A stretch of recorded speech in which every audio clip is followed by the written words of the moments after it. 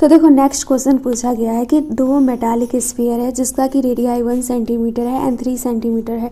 इसमें चार्ज भी दिया गया है एंड पूछा गया है कि जब हम ये दोनों स्फीयर को वायर से कनेक्ट कर देंगे, मतलब कि कंडक्टिंग वायर से कनेक्ट कर देंगे, तो फाइनल चार्ज क्या होगा बिगर स्फीयर पे। तो इसको मैं नेक्स्ट पेज पे बताती हूँ। तो देखो ये स्फीयर है फर्स्ट एंड सेकेंड, इसका रेडियस 1 सेंटीमीटर है, इसका रेडियस 3 सेंटीमीटर है। इस पे चार्ज -1 इंटू 10⁻⁻2 कूलम दिया गया है एंड इस पे चार्ज 5 इंटू 10⁻⁻2 कूलम दिया गया है। एंड फिर बोला गया है कि जब हम इसको कंडक्टिंग वायर से कनेक्ट कर देते हैं तो अब बिगर स्फीयर पे चार्ज कितना होगा। तो देखो जब हम इसको कनेक्ट कर देंगे तो चार्ज जो है वो इक्विलिब्रियम कंडीशन में आ जाएगा। तो यहाँ पे पोटेंशियल जो हो जाएगा सेम हो जाएगा, मतलब कि ये दोनों का पोटेंशियल सेम हो जाएगा। तो V होता क्या है, C बराबर Q/V होता है। तो V के जगह पे हम Q/C लिख सकते हैं। तो ये चार्ज Q1 है, मतलब कि इसको मान लेते हैं Q1 डैश एंड इसको मान लेते हैं Q2 डैश। यहाँ पर कैपिटल में ली हूँ तो इधर भी कैपिटल में ही ले लो। ये हो जाएगा Q1 डैश एंड ये हो जाएगा Q2 डैश। तो अब सिंपल V के जगह पे हम Q1 डैश एंड C1 हो जाएगा एंड फिर यहाँ पे हो जाएगा Q2 डैश C2। तो देखो इतना प्रोसेस तो हमें पता होना ही चाहिए। अब इसके आगे क्या करना है, अब यहाँ पे चार्ज कंजर्वेशन हम लगा सकते हैं। तो चार्ज कंजर्वेशन हम कैसे लगाते हैं, Q इनिशियल बराबर Q फाइनल। सॉरी, पोटेंशियल लिखने का आदत है जो बार बार पोटेंशियल लिखते हो। तो अब इसको अच्छा से लिखेंगे तो ये हो जाएगा Q1 प्लस Q2 एंड ये हो जाएगा Q1 dash plus Q2 dash. तो हमें निकालना है बिगर स्फीयर पे चार्ज। तो ये है Q2 डैश, ये हो गया Q2 डैश। तो हम ये Q1 को Q2 में कन्वर्ट कर लेंगे तो यहाँ से Q2 डैश आसानी से निकल जाएगा, क्योंकि क्वेश्चन में Q1 एंड Q2 का वैल्यू दिया गया है। Q1 का वैल्यू दिया गया है -1 इंटू 10⁻⁻2 कूलम एंड Q2 का वैल्यू दिया गया है 5 इंटू 10⁻⁻2 कूलम।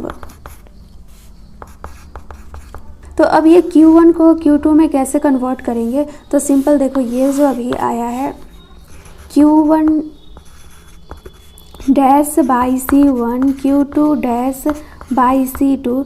तो ये स्फीयर दिया गया है। तो स्फीयर के लिए कैपेसिटर क्या होता है, 4πε0r। तो ये वैल्यू यहाँ पे पुट कर देंगे क्योंकि हमें रेडियस का वैल्यू पता है। तो यहाँ पे आ जाएगा Q1 डैश 4πε0, कैपेसिटर 1 है तो यहाँ पे रेडियस 1 लिखेंगे। फिर ये हो जाएगा Q2 डैश 4πε0, कैपेसिटर 2 है तो यहाँ पे रेडियस 2 हो जाएगा। तो इससे ये कैंसिल हो जाएगा। तो अब हम यहाँ पे लिख सकते हैं Q1 डैश R1 कितना दिया गया है 1 सेंटीमीटर, तो ये हो जाएगा 1 सेंटीमीटर। ये हो गया Q2 डैश R2 कितना दिया गया है 3 सेंटीमीटर, तो यहाँ पे 3 सेंटीमीटर लिखेंगे। तो सेंटीमीटर से सेंटीमीटर कैंसिल हो जाएगा। तो हमें Q1 डैश को कन्वर्ट करना है Q2 डैश में। तो यहाँ पे सिंपल हम लिखेंगे Q1 डैश बराबर Q2 डैश बाई 3। तो बस ये वाला वैल्यू को हम यहाँ पे पुट कर देंगे। तो देखो ये जो लिखी हूँ Q1 प्लस Q2 बराबर Q1 dash plus Q2 dash. तो हमें ये वाला फाइंड करना था। तो Q1 कितना आया है Q2 डैश बाई 3। तो सिंपल Q1 के जगह Q2 डैश बाई 3 पुट कर देंगे। ये हो गया Q2 डैश एंड ये दोनों का वैल्यू दिया गया है। तो मैं Q1 को मान लेती हूँ 3 एंड Q2 को मान लेती हूँ 5, मतलब कि मैं मान ली हूँ, इतना है नहीं।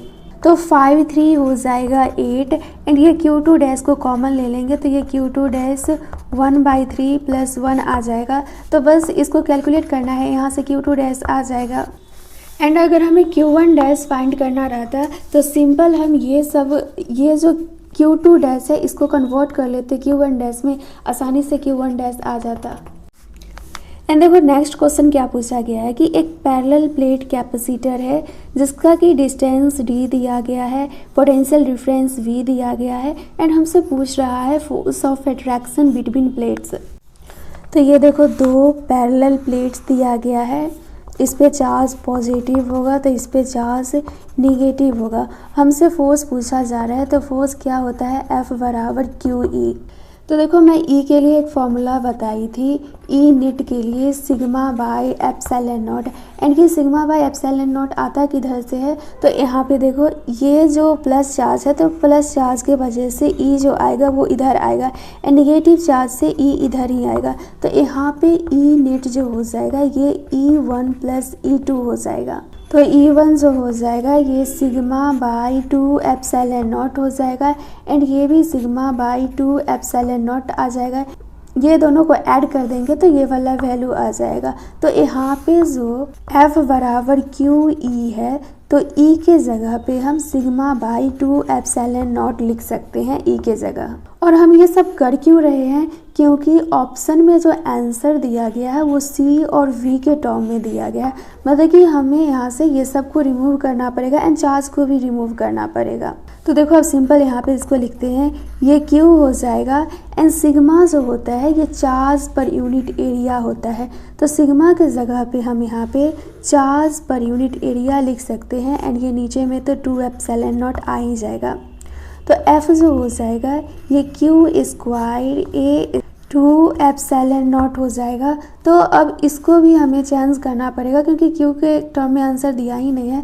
तो C बराबर Q बाई V होता है, तो Q के जगह पे हम C इंटू V लिख सकते हैं। तो यहाँ पे C लिखेंगे और इंटू V लिखेंगे एंड इसको स्क्वायर कर देंगे, एंड नीचे में है A2 एप्सिलॉन नॉट।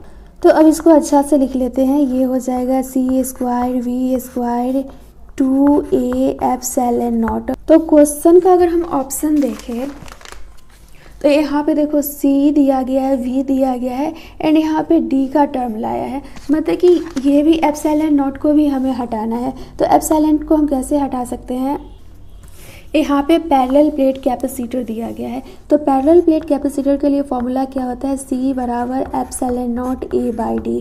तो यहाँ पे देखो एप्सिलॉन नॉट A तो है पर D नहीं है, तो हम यहाँ पे D बाई D से मल्टीप्लाई कर देंगे।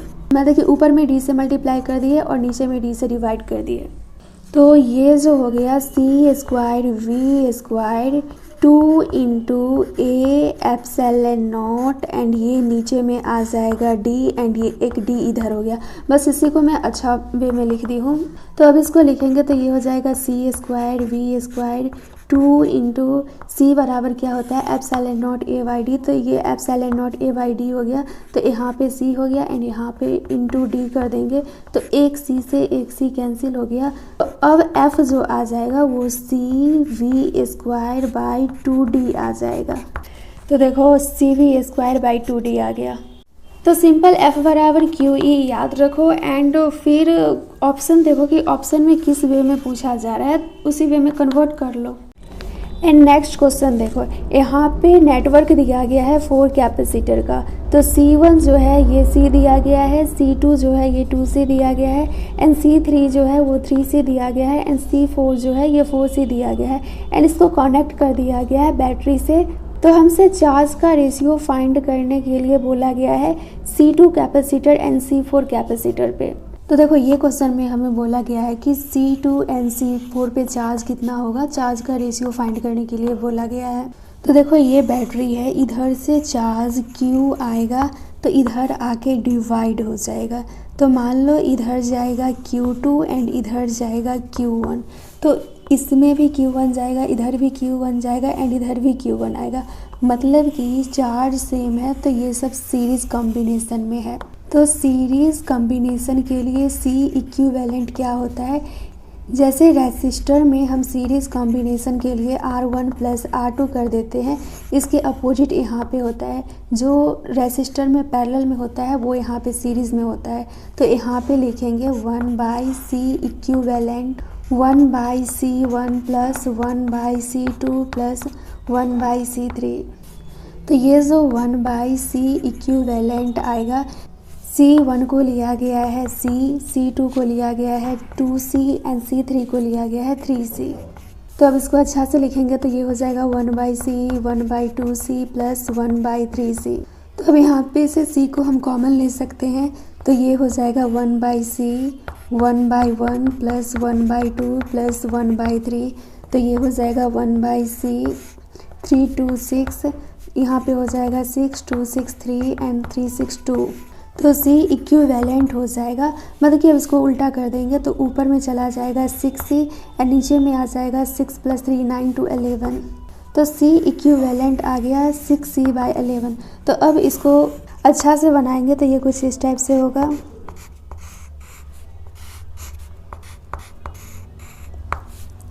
ये हमारा आ गया 6C/11 एंड ये ऑलरेडी 4C दिया गया है। एंड यहाँ पे बैटरी, तो देखो इधर चार्ज पास किए थे Q1 एंड इधर चार्ज पास किए थे Q2। तो ये वाला कंडीशन कुछ रेसिस्टर वाला नहीं दिख रहा है जैसे कि इसमें सॉल्व करते थे। ये रहा 2 रेसिस्टेंस, इसको मान लेते हैं R1, ये है R2 एंड इधर से करंट आ रहा है I, तो इधर चला जाएगा I1 एंड इधर चला आएगा I2। करंट अलग अलग है तो ये पैरेलल कॉम्बिनेशन का है। तो अगर हमें यहाँ पे I1 लिखना है तो ऊपर वाला रेसिस्टर नहीं लिखते हैं, नीचे वाला लिखते हैं। तो ये हो जाएगा R2 एंड फिर नीचे में दोनों को ऐड कर देते हैं तो ये R1 + R2 हो जाएगा एंड इसको मल्टीप्लाई कर देंगे टोटल करंट से एंड फिर I2 लिखेंगे। तो अब ये वाला रेसिस्टर नहीं लिखेंगे, ये वाला लिखेंगे। तो ये हो जाएगा R1, नीचे में टोटल रेसिस्टर को ऐड कर देते हैं तो ये R1 + R2 हो जाएगा एंड यहाँ पे मल्टीप्लाई कर देंगे I से। एंड यही बात अगर हम कैपेसिटर के लिए करें तो ये रहा पैरेलल कॉम्बिनेशन में कैपेसिटर। इधर चार्ज आया है Q1 एंड इधर चार्ज आया है Q2। इसको मान लेते हैं C1 एंड इसको मान लेते हैं C2। तो अब इसके लिए हम Q1 लिखेंगे। तो यहाँ पे देखो ऊपर में जो हम लिखे हैं एनोदर वाला रेसिस्टर लिखे हैं, बट यहाँ पे Q1 जो है तो इसके साथ वाला ही कैपेसिटर लिखेंगे। तो यहाँ पे Q1 = C1 एंड नीचे में दोनों कैपेसिटर को ऐड कर देंगे तो ये हो जाएगा C1 + C2 एंड यहाँ पे टोटल चार्ज लिख देंगे Q, जो कि इधर से आ रहा होगा। एंड फिर अगर हमें Q2 लिखना है तो Q2 के लिए इसी के साथ वाला कैपेसिटर लिखेंगे C2 एंड नीचे में टोटल C1 + C2 एंड इसको मल्टीप्लाई कर देंगे टोटल चार्ज से। तो ये दोनों एकदम सेम ही है, बस डिफरेंट यहाँ पे आता है कि यहाँ पे जिस रेसिस्टर का करंट लिखते हैं उस रेसिस्टर को नहीं लेते हैं एंड यहाँ पे जिस कैपेसिटर का चार्ज लिखते हैं उसी का कैपेसिटर लेते हैं। तो अब सारा कंसेप्ट हमें पता चल गया है। तो सिंपल, अब पहले ये डायग्राम बना लेते हैं अच्छा से। ये है कैपेसिटर 6C/11 एंड फिर नीचे है कैपेसिटर 4C। इधर चार्ज Q2 आया है एंड इधर चार्ज Q1 आया है एंड इधर ये है बैटरी। तो देखो अब बस हमें फॉर्मूला पे अप्लाई करना है। तो हमें सिंपल यहाँ पे Q1 एंड Q2 फाइंड करना है। तो Q1 के लिए फॉर्मूला क्या है, C1 + C2 into total charge and Q2 के लिए फॉर्मूला क्या है, C1 + C2 into total charge Q। तो हम सिंपल Q1/Q2 को डिवाइड कर देंगे। तो जब हम Q1/Q2 को डिवाइड करेंगे तो ये हो जाएगा C1 एंड देखो ये जो C1 + C2 है इधर भी सेम है एंड इधर भी सेम है। तो इसको मान लो X एंड इसको भी मान लो X एंड ये दोनों तो ऐसे ही कट जाएगा। तो हम इसको लिखेंगे C1/X इंटू X/C2। तो इससे ये कट गया। तो सिंपल Q1/Q2 जो आया ये C1/C2 आया। तो अब क्वेश्चन देखो, हमें चार्ज का रेशियो किस कैपेसिटर पे फाइंड करना था, C2 एंड C4 पे। तो ये सारा जो था ये सीरीज़ कॉम्बिनेशन में था तो चार्ज तो सब पे सेम ही आएगा। तो ये वाला जो है ये C2 है जिस पे कि चार्ज Q1 गया है एंड ये वाला है C4। तो देखो Q1 वाला जो है ये C2 है एंड Q2 वाला जो है ये C4 है। तो ये जो C2 है वो कितना निकाले हैं, 6C/11। तो यहाँ पे सिंपल पुट कर देंगे 6C/11 एंड ये C4 है। तो C4 कितना दिया गया है, 4C दिया गया है। तो सिंपल यहाँ पे हम पुट कर देंगे 4C। ये 1 एंड 2 में कंफ्यूज मत होना क्योंकि देखो Q1 जिधर चार्ज गया है उधर कैपेसिटर C2 दिया गया है, ये रहा C2 एंड जिधर Q2 गया है उधर C4 दिया गया है। तो अब सिंपल Q1/Q2 लिखेंगे। तो ऊपर में हो जाएगा 6c/11, नीचे में हो जाएगा 4c। तो इसको कट करेंगे तो ये 6c/11 इंटू 1/4c हो जाएगा। तो c से c कैंसिल हो जाएगा। तो ये आ गया 6/44। तो Q1/Q2 के लिए जो वैल्यू आया वो 6/44 आया है। एंड Q2 कौन सा कैपेसिटर के लिए है? C2 के लिए। एंड Q2 किसके लिए है? C4 के लिए। तो वही हमसे पूछा गया था, रेशियो ऑफ चार्ज कितना आएगा C2 एंड C4 पे। तो देखो क्वेश्चन नंबर 54 है, तो 54 का आंसर क्या है? 54 का आंसर है बी। तो ये रहा 54 का आंसर है बी। तो बात वही हुआ, जब इसको कट कर देंगे तो ये 3 हो जाएगा एंड ये 22 हो जाएगा। तो 3/22 आ गया।